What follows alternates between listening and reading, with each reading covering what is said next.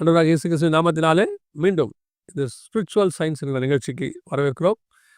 நம்ம கூட ரூமன் வந்திருக்கிறாங்க.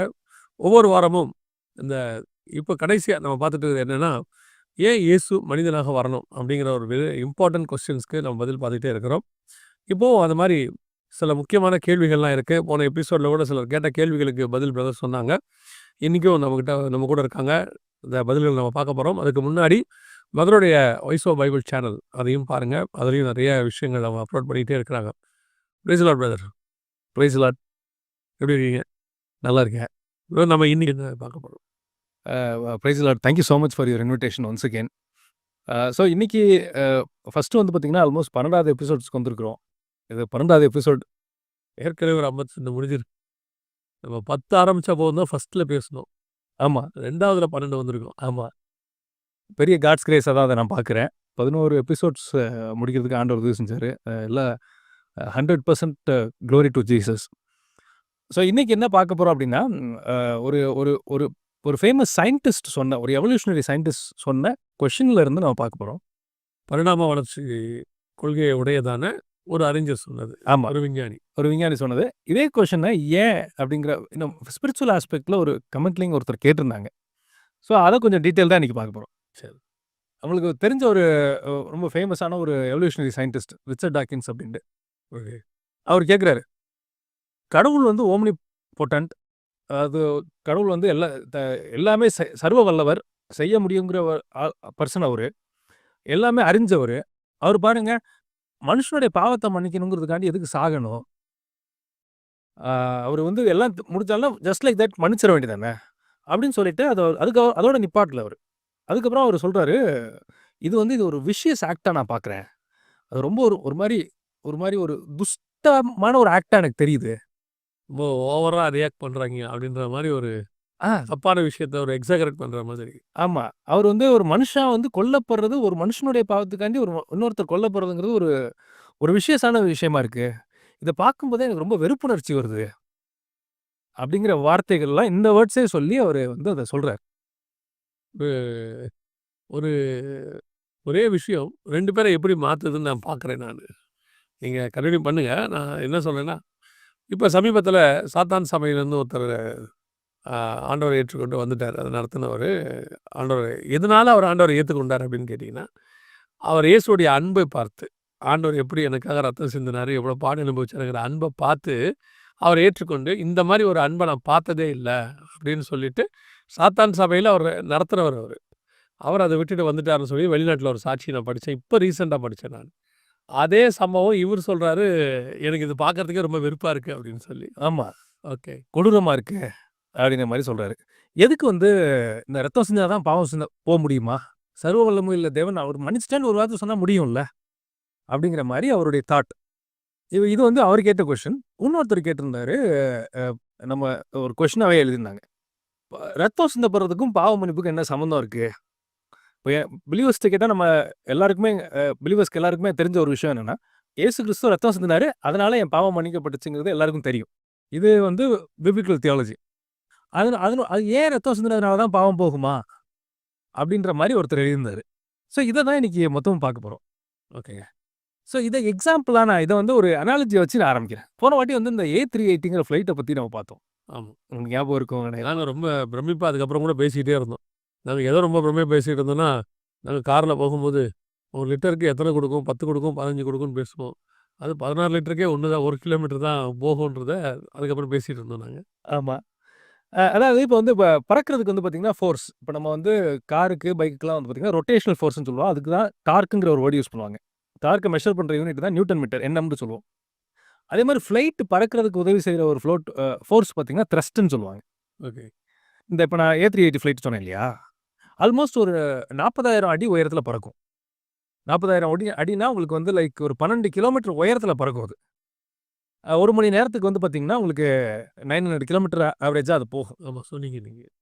இப்போ இந்த மாதிரி பறக்கணும்னா ஒரு குறிப்பிட்ட அளவு த்ரஸ்ட் வேணும்.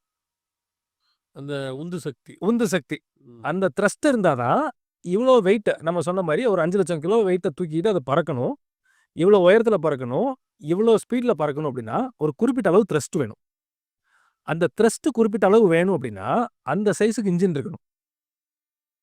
அந்த சைஸ் இன்ஜின் அவ்வளோ த்ரஸ்ட் அது ப்ரொடியூஸ் பண்ணணும்னா அப்ராக்சிமேட்லி ஒரு குறிப்பிட்ட அமௌண்ட் ஆஃப் பெட்ரோல் தேவை, ஃபியூயல் தேவை அதுக்கு. ஃபியூல் தேவை. ஓகே.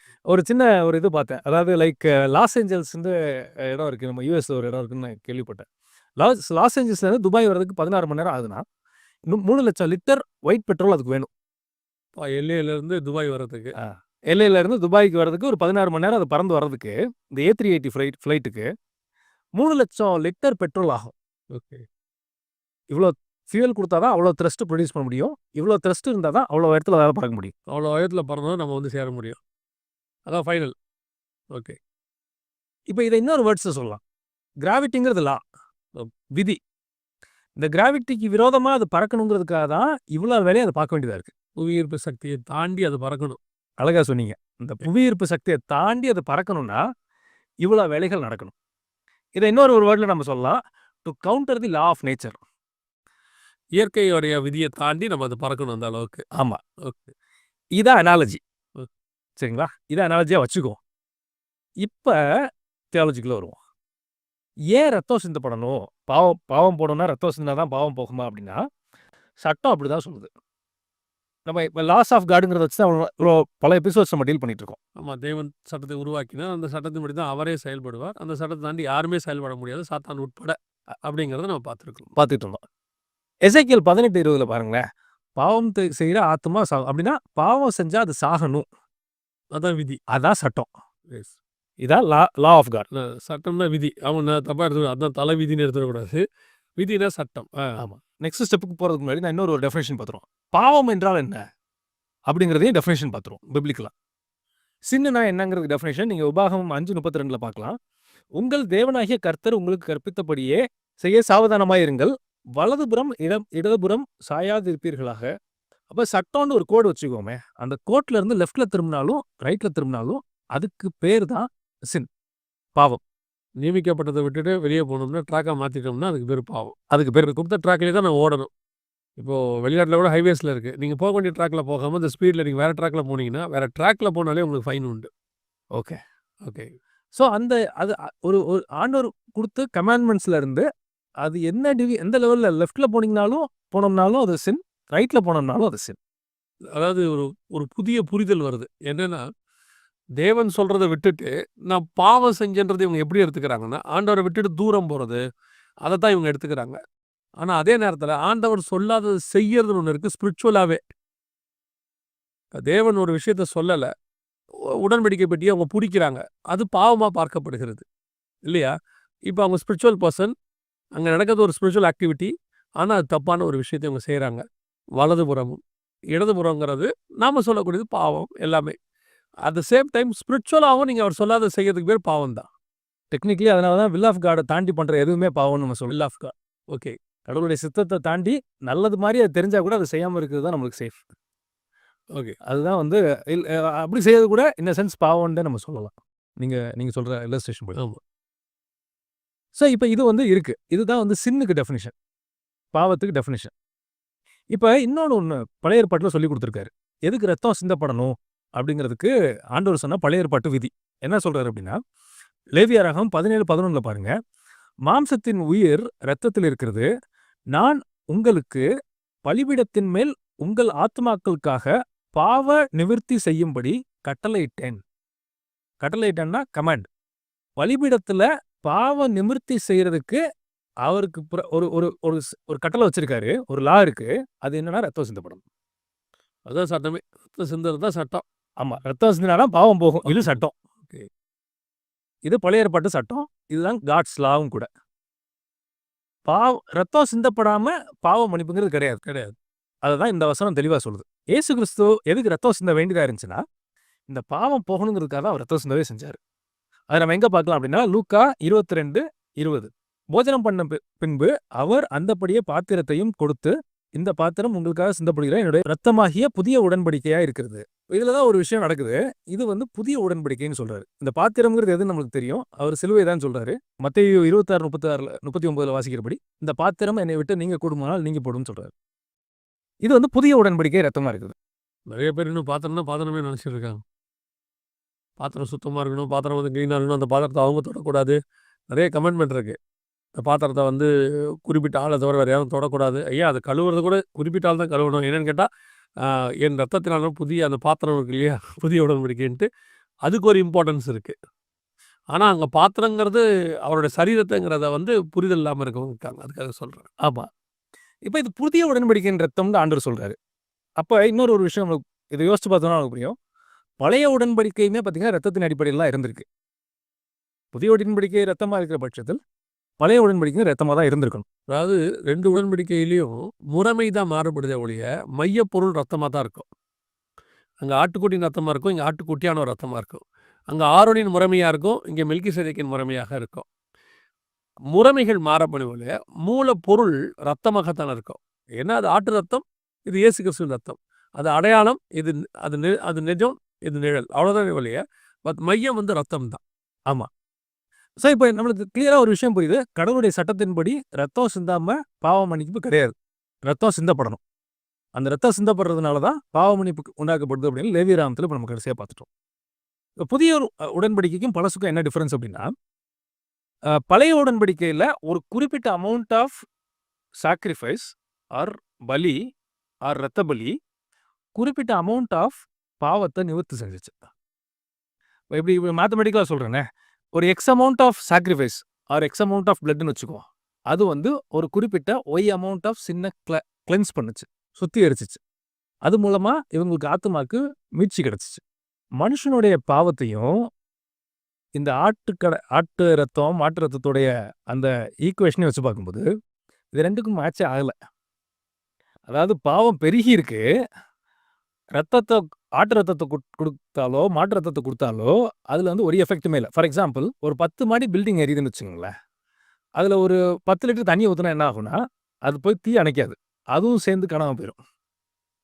இந்த நிலைமைக்கு பழைய ஏற்பாட்டில் வந்துருச்சு. மனுஷனுடைய பாவத்தையும் அவங்க பலி செலுத்துறதையும் கம்பேர் பண்ணி பார்த்தோம்னா பலிக்கு மீனிங்லெஸ் ஆயிடுச்சு. நீங்கள் சொன்னதில் ஒரு சின்ன கிளாரிஃபிகேஷன் மட்டும் உங்களுக்கு நான் சொல்லிடுறேன். நீங்கள் ஒரு வேர்ட் யூஸ் பண்ணீங்க. அதாவது என்னென்னா ஆட்டுக்குட்டியின் ரத்தம் வந்து ஒரு ஆத்ம மீட்சியை கொடுத்துச்சு அப்படின்னு சொல்லி. ஆனால் வசனத்தின்படி ஆட்டுக்குட்டியின் ரத்தம் மீட்பை கொடுக்காது, இயேசு கிறிஸ்து ரத்தம் தான் வரும். ஆனால் அதில் ஒரு மீட்பு இருந்துச்சு. என்ன மீட்பு இருந்தது அப்படின்னு கேட்டிங்கன்னா, நியாயப்பிரமாணத்தின் முறைப்படி ஆட்டுக்குட்டியின் ரத்தத்தினாலே கழுவப்பட்டவர்கள் தாழ்ந்த பாதாளத்துக்கு போகாமல் மேல் பாதாளத்துக்குள்ளே இருந்தாங்க.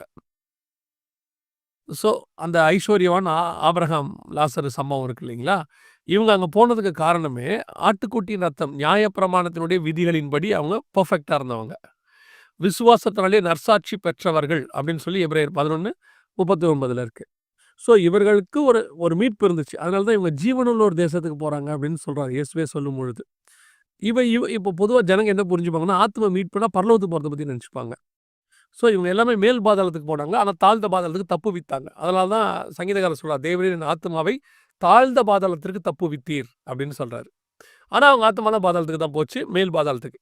ஏன் தாழ்ந்த பாதாளத்துக்கு போகலை, நீதி அவங்களுடைய அந்த போகாமல் தடுக்கிறதுக்கு மிக முக்கியமாக ஒரு ரத்தம் இருந்தது. எதுன்னு கேட்டிங்கன்னா ஆட்டுக்குட்டியின் ரத்தம், நியாயப்பிரமாணத்தினுடைய ரத்தம். ஆபிரகாம் விருத்த சேதனம் அந்த ரத்தத்தில் இருந்து ஆரம்பித்து ஆட்டுக்குட்டி ரத்தம் நியாயப்பிரமாண ரத்தம் வரைக்கும் இருக்குது. இப்போ புதிய ஏற்பாட்டில் இப்போ நீங்கள் என்ன சொல்ல வரீங்கன்னா, அந்த காலகட்டத்திலேருந்து இயேசு கிறிஸ்து வருவதுக்குள்ளே பார்த்தா பாவம் இன்க்ரீஸ் ஆயிடுச்சு. மனுஷன் நியாயப்பிரமாணத்தை வச்சுக்கிட்டு பாவம் செய்ய ஆரம்பிச்சிட்டான்.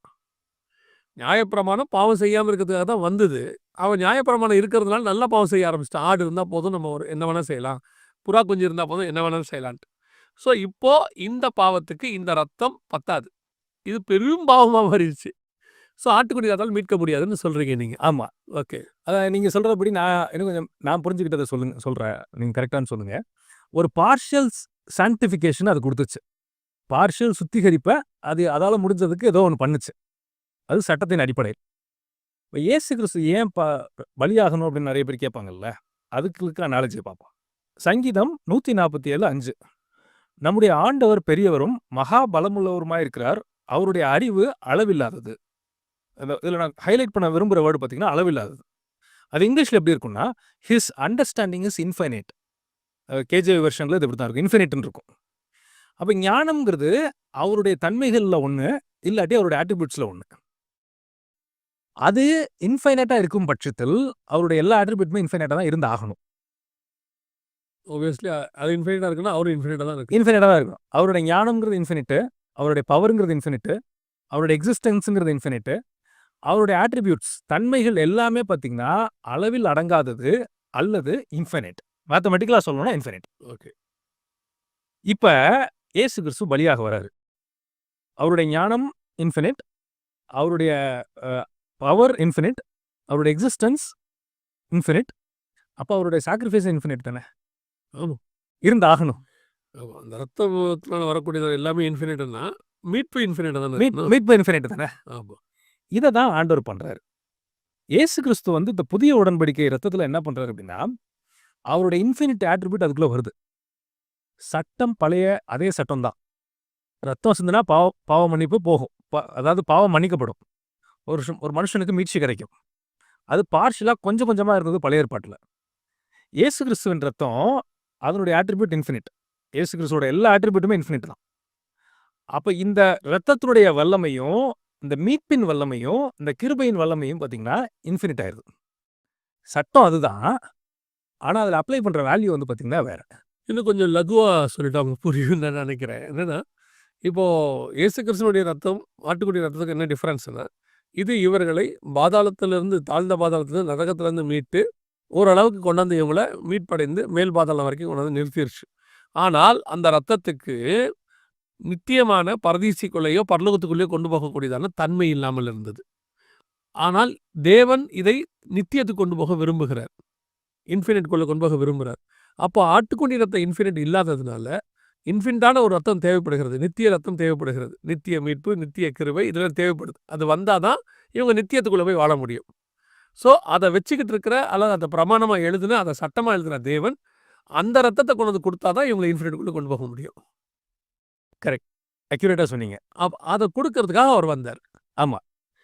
ஏன் இயேசு கிறிஸ்து ரத்தம் சிந்தணும்னா, இவங்க இன்ஃபினிட்டா இருக்கணும், நித்தியமா இருக்கணும், அளவில்லாத அளவுக்கு இவங்க இருக்கணும்னா, தான் அளவில்லாத கிருபை உடையவர், அளவில்லாத அன்பு உடையவர், அளவில்லாத நேரத்தை உடையவர், அளவில்லாத மீட்பையும் கொடுக்க விரும்புகிறார். அது அவரால் மட்டும்தான் முடியும். அந்த ரத்தத்தால் மட்டும்தான் அது முடியும். அழகா சொன்னீங்க. பெர்ஃபெக்டா சொன்னீங்க.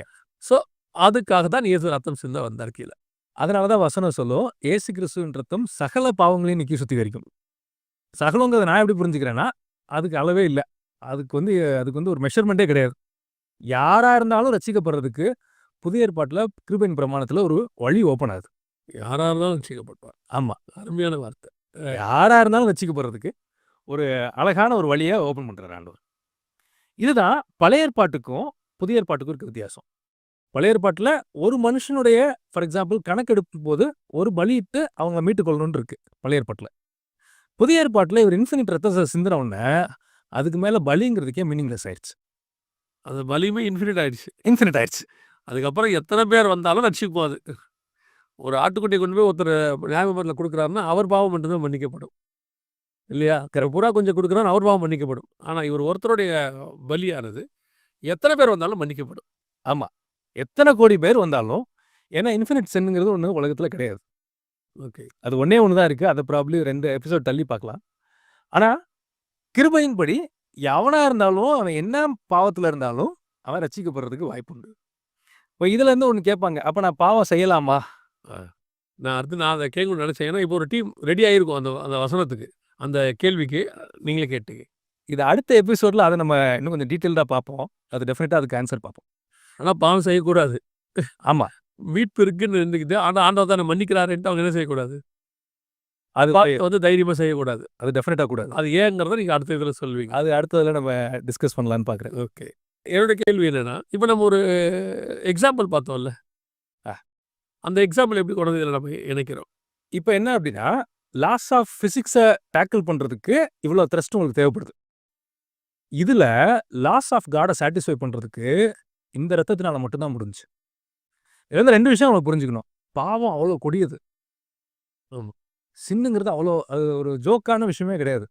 கடவுளே வந்து ரத்தம் சிந்துற அளவுக்கு ஆக்குனுச்சுன்னா அந்த பாவம் எவ்வளோ அதோடைய வீரியம் எவ்வளோ இருக்கும் பாருங்க. அதனால தான் அதோடைய மரணமே ஒரு கூரை எங்கேன்னு கேட்பாரு அவர். ஆமா. அந்த ஷார்ப்னஸ், அந்த குத்தம் அது கடவுளே வந்து அழுக வச்சிருக்குது. கடவுளே வந்து உயிரை கொடுக்க வைக்கிற அளவுக்கு மோசமான ஒரு விஷயம் தான் பாவம்.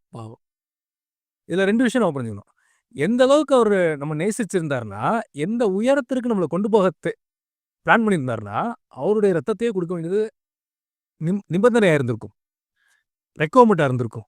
இப்ப நீங்க சொல்றது நான் இப்படி புரிஞ்சுக்கிறேன்னு வச்சுக்கோங்களேன். சரியா இப்ப நீங்க சொல்லுங்க எனக்கு. இப்போ ஒரு குறைஞ்ச அளவுக்கு ஃபியூவல போட்டு, ஒரு குறைஞ்ச அளவுக்கு இன்ஜின் உள்ள, ஒரு குறைஞ்ச அளவுக்கு உள்ள ஒரு விமானம், ஒரு குறைந்த டிஸ்டன்ஸ்க்கு பறக்கும். சின்ன விமானம். ஆனால், என்ன மிக உயரமாக, மிக லாங் டிஸ்டன்ஸ், எண்ட்லெஸ் பிரயாணத்துக்கு என்ன பறக்க வைக்கிறதுக்கு, எவ்வளோ உயரத்துக்கு உச்சம் இருக்கோ, அவ்வளோ உயரத்துக்கு எனக்கு பறக்க வைக்கிறதுக்கு, எனக்கு ஒரு ஃபியூவல் தேவைப்பட்டுச்சு. அந்த ஃபியூவல் அவருடைய ரத்தம். அதில மட்டும் தான் இருந்துச்சு. அந்த அந்த ரத்தத்த குடுத்து, என்ன எவ்வளோக்கு எவ்வளோ உயரம் கொண்டு போகணுமோ, பரலோகம் வரைக்கும் கொண்டு போயிட்டு, எவ்வளோக்கு எவ்வளோ லாங்கா பறக்க வைக்கணுமோ, நித்தியமா, எட்டர்னலா, இன்ஃபினிட்டா பறக்க வைக்கிறதுக்கு, அந்த ரத்தத்தை தவிர வேற எதுவுமே இல்லை. அதனால அத குடுக்க அவர் வந்தாரு. அழகா சொன்னீங்க. அழகா சொன்னீங்க. அவ்வளோ வேல்யூபிளான ரத்தத்த குடுத்து தான் எனக்கு அந்த இடத்துக்கே கூட்டிட்டு போ முடியுது. ஏன்னா, கிராவிடேஷனல் ஃபோர்ஸ் எவ்வளோ வேகமா இழுக்குமோ, அத விட வேகமா பாவம் இழுக்கும் கீழ. எக்ஸாக்ட்டா சொன்னீங்க. ரைட். இப்ப அந்த அனாலஜிக்கு வரேன். ஓகே. இப்ப இந்த டாக்கின்ஸ் கேட்டாருன்னு சொன்னேன்ல. அவர் கேட்கிற அனாலஜி எப்படின்னா, இப்ப நான் சொன்னேன்ல இந்த ஃப்ளைட்டு 3,00,000 லிட்டர் பெட்ரோல் போட்டா எல்ஏல இருந்து துபாய்க்கு அது பறக்குது 16 மணி நேரத்துல. இப்ப நான் கேட்கிறேன், 5 லிட்டர் போட்டா பறக்காதா அது? அப்படின்னு ஒருத்தர் கேட்கிறாருன்னு வச்சுக்கோ. இதே அன்எஜுகேட்டட் ஒரு அன்கேட்டகைஸ்ட் கொஸ்டினை தான் டாக்கின்ஸ் கேட்கிறார். இப்ப அவருக்கு புரியும் கரெக்டா. லாஸ் ஆஃப் பிசிக்ஸை லாஸ் ஆஃப் நேச்சரையும் லாஸ் ஆஃப் பிசிக்ஸையும் தாண்டி 900 கிலோமீட்டர் ஸ்பீட்ல 12 கிலோமீட்டர் உயரத்துல, அதாவது 40,000 அடி உயரத்துல அது பறக்கணும்னா இவ்வளோ த்ரஸ்ட் வேணும். இவ்வளோ த்ரஸ்ட் வேணும்னா இவ்வளோ பெரிய என்ஜின் வேணும். இவ்வளோ பெரிய என்ஜின் இவ்வளோ பெரிய த்ரஸ்ட்டை கிரியேட் பண்ணணும்னா இவ்வளோ ஃபியூவல் கொடுக்கணும். இதெல்லாம் மேத்தமெட்டிக்ஸ். இது வந்து ஒரு சிம்பிளா ஒரு பேசிக்கா ஒரு இன்ஜினியரிங் படிச்சவர் சொல்லிடுவார். இது எல்லாத்துக்கும் அடிப்படை லாஸ் ஆஃப் நேச்சரை தாண்டி பறக்கிறதுக்கு இவ்வளவும் பண்ணணும். அதுதான் ஜி ஃபோர்ஸை தாண்டி, கிராவிடேஷனல் ஃபோர்ஸை தாண்டி பறக்கிறது இது பண்ணணும். இதே அனாலஜியை லாஸ் ஆஃப் காடுக்கு அப்ளை பண்ணோம்னா புரிஞ்சுக்கணும் நம்ம. இப்போ அவர்கிட்ட இருக்க பிரச்சனை என்னன்னா, அவருக்கு பிசிக்ஸ் தெரியும். லாஸ் ஆஃப் காட் தெரியாது. தியாலஜி தெரியாது. இப்போ அவரால அத கொண்டு வந்து இத இம்ப்ளிமெண்ட் பண்ண முடியல. ஆனா, இத குற்றம் மட்டும் சொல்ல முடியுது அவரால. பெர்ஃபெக்ட்டா சொன்னீங்க. இதுதான் நம்ம ஆரம்பத்திலேயே சொன்னோம். இந்த படிச்ச ஆட்கள் என்ன கேட்பாங்கன்னா, அவங்களுக்கு பிசிக்ஸ்ல தெரியும், மேத்தமெட்டிக்ஸ்ல தெரியும். தியாலஜில ஏபிசிடி தெரியாது. ஆனா, இவன் கேட்கிற கொஸ்டின் பிஹெச்டி ரேஞ்சு கேட்பான். கேட்கிற கேள்வியே பெரிய கேள்விதான். கேட்கிற கேள்வி மட்டும் ஏதோ ரொம்ப புத்திசாலித்தனமா யோசிக்கிறோம்னு நினைச்சு இவ்வளோ கேட்பாங்க.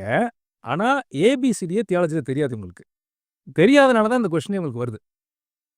ஓகே. இதுதான் கடவுளுடைய சட்டத்தை சாட்டிஸ்ஃபை பண்ணணும். மனுஷனுடைய அத்தனை பாவமும் மன்னிக்கப்படணும்னா அதுக்கு இன்ஃபினிட் சாக்ரிஃபைஸ் பே பண்ணி ஆகணும். இன்ஃபினிட் சாக்ரிஃபைஸ் உலகத்துல கிடையவே கிடையாது. உலகத்துல இன்ஃபினிட் சாக்ரிஃபைஸ்ங்கிறது இந்த பிரபஞ்சத்திலே கிடையாது. இப்ப சாகணும். ஏசு கிறிஸ்து 100% ஹியூமனாவும் 100% காடாவும் வராரு. இந்த சட்டம் இருக்கு. பாவம் மன்னிக்கப்படணும்னா ரத்தம் சிந்தணும். இது பழைய ஏற்பாட்டு சட்டம். குறிப்பிட்ட அளவு பாவத்தை, குறிப்பிட்ட அளவு ரத்தம் ஓரளவுக்கு மேனேஜ் பண்ணி ஏதோ ஒன்று பண்ணுச்சு பழைய ஏற்பாட்டில். அந்த சட்டத்தில் புதிய ஏற்பாட்டில் புதிய உடன்படிக்கையை ஆண்டவர் கொண்டு வர்றாரு. அது பழைய உடன்படிக்கை, இது புதிய உடன்படிக்கை. புதிய கவர்னண்ட்டை கொண்டு வர்றாரு. இந்த கவர்னண்ட்ல அதே ரத்தம் தான், அதே மாதிரியான ரத்தம் தான். ஆனால் இந்த ரத்தத்தோட வேல்யூ பார்த்தீங்கன்னா இன்ஃபினிட்டி. இதனால தான் பைபிள் ரெண்டா பிரியுது, பழைய ஏற்பாடு புதிய ஏற்பாடு. அதுக்கப்புறம் ரத்த பலிங்கிற வேலையே இல்லாமல் போயிடுச்சு. ரொம்ப அழகான, அதாவது ரொம்ப டீப்பான, அதே நேரத்தில் தேவையான ரொம்ப அழகான விளக்கம் இருந்தது. இப்போ இதை தாண்டி நம்ம வேற எதுவும் அதில் பார்க்குறோமா? ஆமாம், இதில் தாண்டி ஒரே ஒரு பாயிண்ட்டு. இப்போ டாக்கின்ஸ் கேட்குறாருல்ல, இவ்வளோ கேட்க முடியுதுல்ல, இவ்வளோ விதர்ப்பமான வார்த்தைகள்லாம் சொல்லி அவரால் கேட்க முடியுது இல்லையா? அது ஏன் கேட்க முடியுதுன்னா, அவர் வாழ்ந்த சிவிலைசேஷன், அவங்க எல்லாம் ரட்சிக்கப்பட்டவங்க அப்படிலாம் எனக்கு தெரியாது. அவர் இருக்கிறது இங்கிலாண்டோ யூஎஸ்லேயோ இருக்காருன்னு வச்சுக்கோமே. அவர் 2000 வருஷமா அந்த சிவிலைசேஷன் வந்து பார்த்தீங்கன்னா பைபிள் அடிப்படையில் வந்த சிவிலைசேஷன். Love and forgiveness. இப்படி கேட்டும் அவர் யாரும் எதுவும் செய்யறதில்ல அப்படிங்கிறது காரணமே பார்த்தீங்கன்னா இந்த பிப்ளிக்கல் வேர்ல்ட் வியூ தான். இந்த கேள்வி அவர் கேட்டு அவர் இன்னும் உயிரோடு இருக்கிறாருன்னா பைபிள் அன்பையும் மன்னிப்பையும் போதிச்சதுனால அவர் இருக்காரு. இப்போ இதே வேற எங்கேயாவது போய் ஒரு வேற எந்த மார்க்கத்திலையும் வேற எந்த ஏரியாவிலையும் அவர் போய் கேட்டிருந்தாருன்னா இவரை பிரியாணி போட்டு முடிச்சிருப்பாங்க. இவ்வளோ தைரியமா இந்த கொஸ்டினை கேட்க முடியறதுக்கு காரணமே அந்த பைபிள் தான். ரொம்ப ரொம்ப அருமையான பஞ்ச் இது லாஸ்ட். அந்த டெயில் பீஸ்ன்னு சொல்லுவாங்கல்ல, அருமையான டெயில் பீஸ்.